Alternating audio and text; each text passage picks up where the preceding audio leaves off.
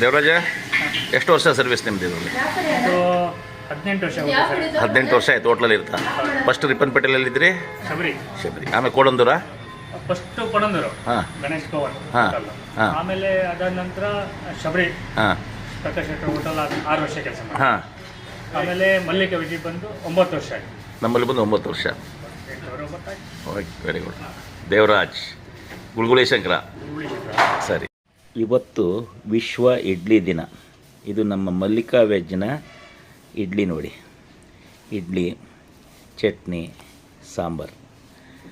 ವಿಶ್ವ ಇಡ್ಲಿ ದಿನ ಮಾರ್ಚ್ 30ಕ್ಕೆ ಆಚರಣೆ ಮಾಡ್ತಾರೆ.